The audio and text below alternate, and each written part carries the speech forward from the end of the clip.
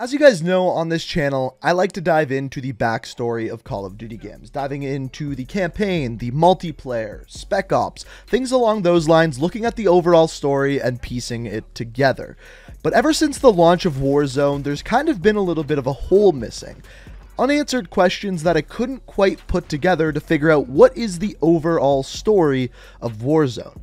That is until recently, until the bunkers opened up and we've got the cutscene or the teaser for Season 4, all of it has started to piece together. So I thought what we would do today is dive into the full story of Warzone. So the first thing you have to know about the Warzone map as a whole is it's built off the real-world location of Donetsk, Ukraine. And this is actually a Warzone in real life, and you can see the similarities in some of the images that I am showing on screen here.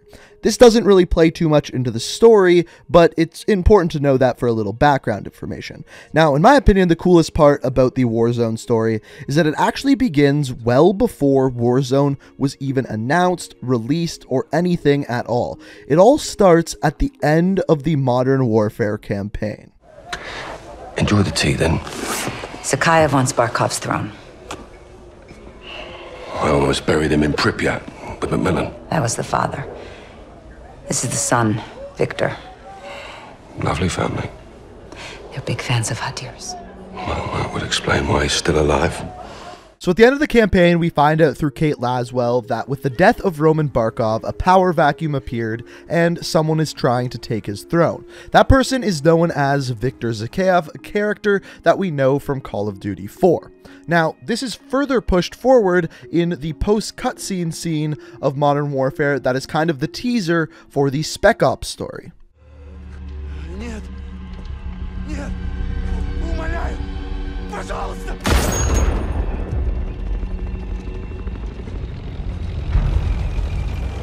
And in this, we find out that with Victor Zakhaev, also someone new named Khaled Al Asad has joined forces with him to combine the Russian forces with Al-Qatala forces and create an even bigger army. On top of this, we find out through playing Spec Ops that there is a third man also working behind the scenes, a mysterious man known as Mr. Z.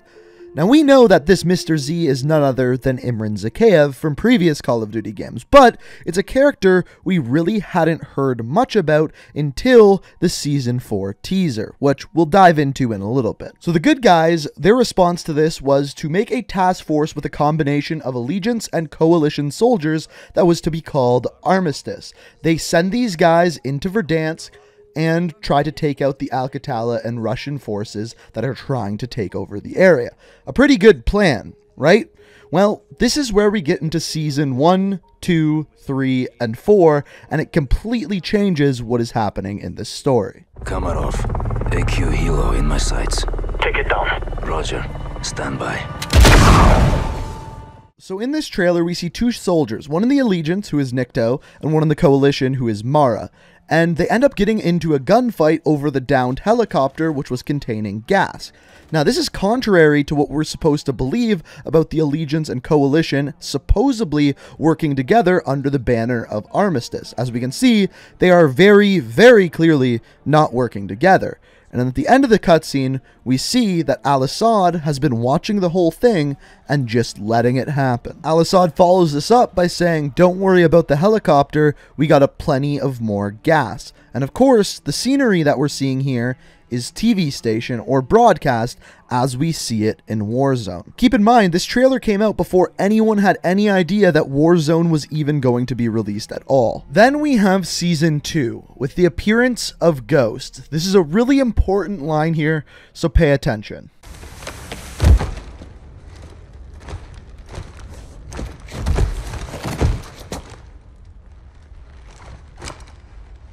Price.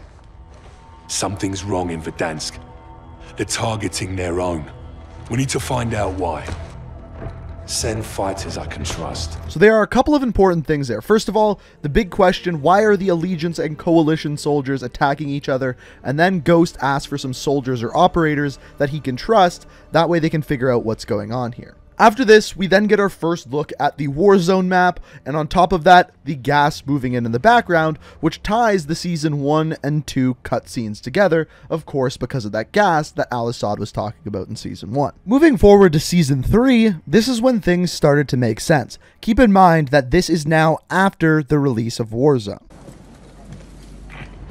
Simon, Right. can you talk? I can listen. Zakhaev's plan is working. The armistice in Verdansk is officially fallen. It's bloody chaos. Tell me something I don't know. So in this cutscene, we find out that Armistice has officially fallen. They are no longer working together whatsoever. We also find out that this is part of Zakhaev's plan, to make them fight against each other, fall apart, and then it be much easier for him to take over the area. After this, we get to see those soldiers that we trust, where Alex gets sent to help out Ghost. So Warzone is exactly that. It's Armistice falling. It's the Allegiance and Coalition soldiers fighting against each other in a big brawl. Well, Al Asad's gas moves in on them, which is forcing them to fight against each other to get that final extraction and get out of there. It is all a part of Zakhaev's plan, as we heard in that cutscene. But recently, we get to see a little bit more. So ever since the launch of Warzone, there's been this mystery of the bunkers, and how do you open them, what is inside them, and as we found out last week, when the bunkers open up, some of the bunkers just have a bunch of loot chests in them. On top of that, another door that we do not know how to get into.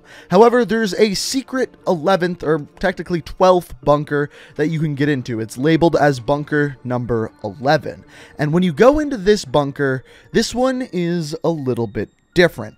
First of all, there is a room that is filled with nuclear warheads. On top of that, when you reboot the computer in another room, it starts off a countdown, almost like a nuke or missile is going to go off once that countdown ends. Now, as of right now, there is no way to actually go in there and grab a nuke.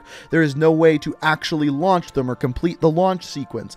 Anything along those lines. But it is very clear that this numbers facility is also a nuclear facility as well. But it's interesting, at this point we didn't really know who this facility belonged to, why it is there, why is there nukes here, until the Season 4 teaser, which just came out earlier this week. All call signs, this is Echo Charlie Hotel 20, line is open, how copy? Watcher 1 is 5x5. Nikolai?